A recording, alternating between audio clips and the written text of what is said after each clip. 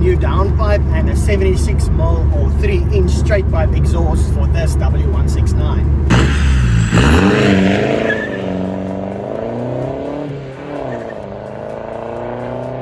So this 2-litre turbocharged diesel engine made around 80 kilowatts from factory. That's about 108 horsepower. And even though the new 76mm exhaust makes it sound extremely fast, to get its true potential out of it, we need to map the ECU or get the ECU tuned. And that's exactly what we're going to be doing in today's video. So I have about a 30-minute drive over to JNESTUNED in Koch. We're going to get the car on the dyno, work some magic on the ECU and turn up the power. Enjoy the video.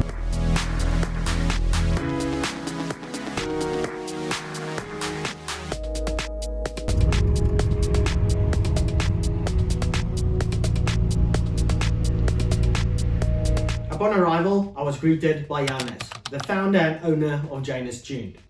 He quickly got the information needed from the A180 and then we stepped into his office to get started. Now, it goes without saying, this guy is a mastermind in more ways than one. I was totally geeking out in this place surrounded by some of the coolest tech I've ever seen.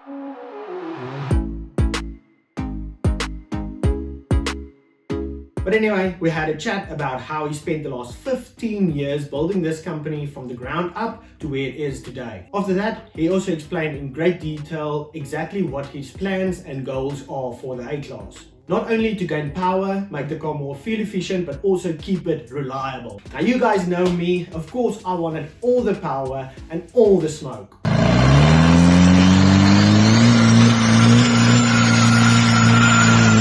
And his response to this was, someone has to be the responsible one. And he does have a good point. This is still my daily, and if we blow it up for some reason, how the hell am I gonna do what I do?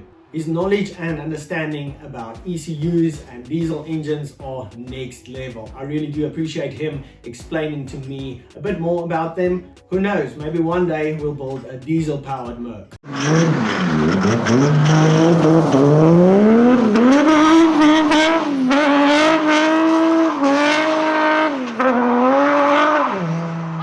Anyway, back to the task at hand. As we stood there talking, he wrote a new file and we were ready to get the car on the dyno and get into the fun stuff. And let me tell you, once he closed off the doors to the outside world, this place became any car guy's wildest dream.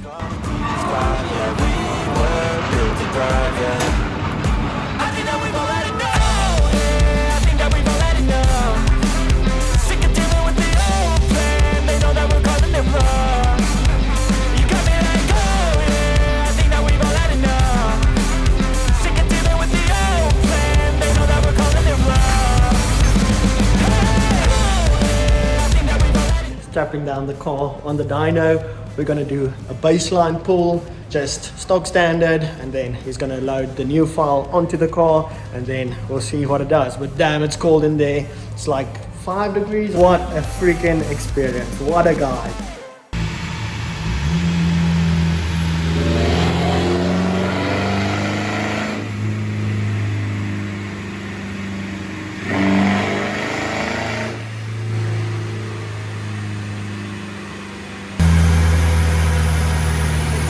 So cool.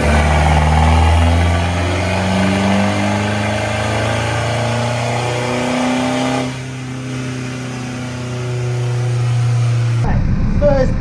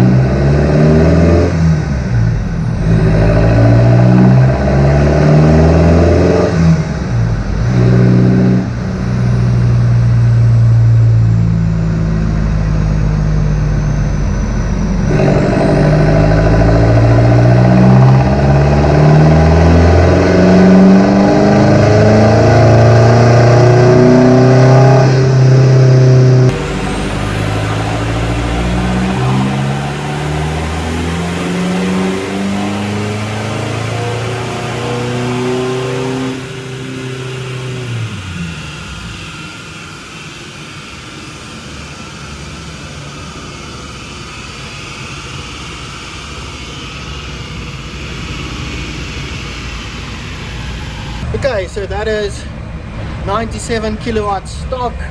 Now it's gonna do another stock power run, and then we'll have the two to compare. I am freezing.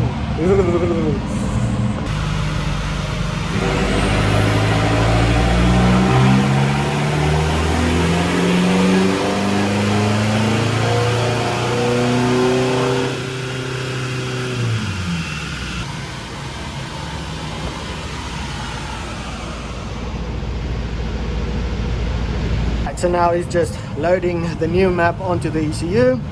Then we'll do a couple of more runs, see what happens.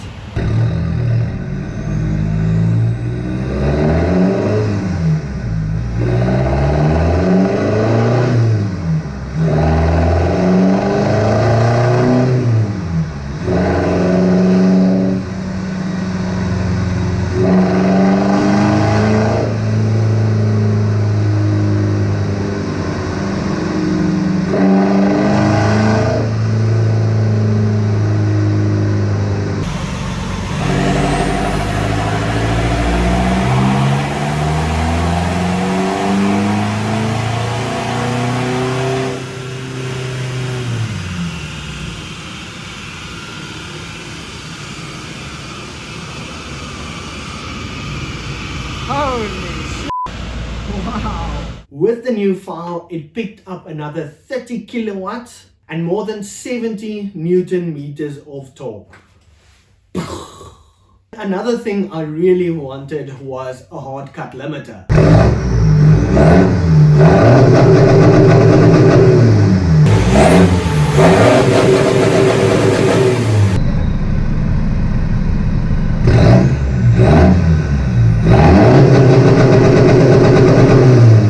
Now, full disclaimer, this is not very healthy for your car or the injectors or the engine. It's just not a good idea. Jannes again took the time to explain to me exactly why that is. It has to do with rapidly changing diesel rail pressures and advised me against it, but I will take that on me. If anything goes wrong, that's totally on me. I do think it sounds freaking awesome though.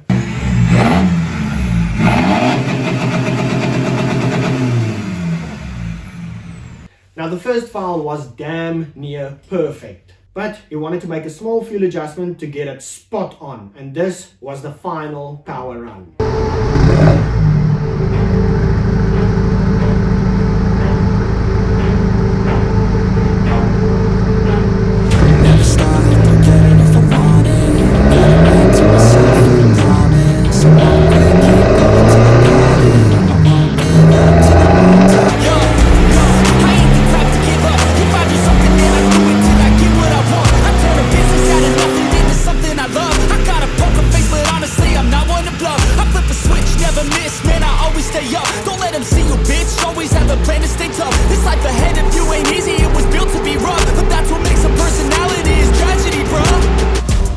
Now then, it's a couple of days later, and I just want to give a huge thanks to Jannes at JNESTUNED for freeing up his afternoon to do this. I will leave a link to his Facebook page down below. You guys can check out. I highly recommend you get your car tuned. They are over in Porch, but they do road trips every now and again, so check out the Facebook page to see more on that.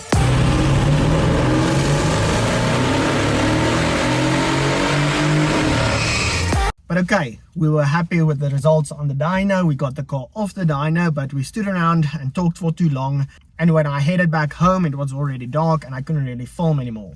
But one thing I did notice on my way home was a big difference in the car's 6th gear. So before, 6th gear was just to maintain your speed on a flat road. The thought of overtaking in 6th gear was just, it wasn't gonna happen. So this was on the highway doing the speed limit, 120 in 6th gear, and when I put my foot down, there was a noticeable difference. It's still not the fastest car in the world, but there's a big difference. Way better than before. Even the top speed increased by another 20 kilometers an hour.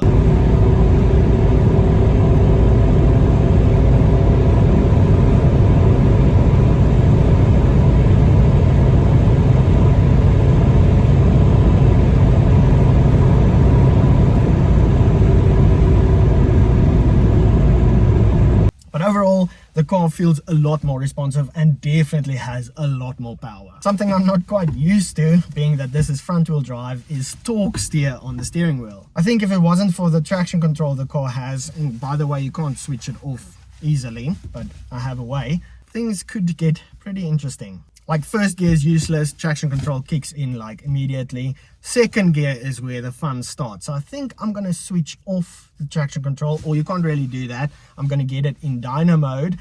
And then back when I did the video on the exhaust, I was in this exact location and I kind of launched the car. So I want to do that again with the traction control off, but only this one time for testing purposes for the video for you guys. And then I'm done. So this clip is before the tune, just with the new exhaust.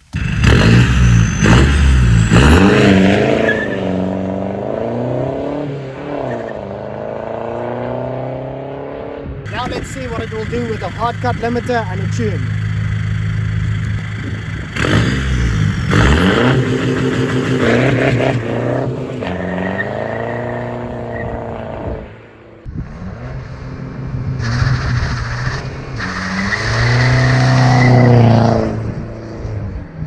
Okay, so that is freaking insane. Now before I break this thing, I'm gonna call it at that. Very successful video. I think the car is definitely way more powerful. It should be a bit more fuel efficient, but I need to relax. This thing needs to last a very long time. So hope you guys enjoyed the video. Remember to go check out JNESTUNED, and then I'll see you in the next one. Peace. So keep your head on your shoulders. Now we ain't out here moving rocks. We out here moving boulders. Now we ain't getting posterized. We out here making posters, and we ain't got nothing to hide. We move forward like soldiers. You better wake up for the pay stub, or you'll pay up. Don't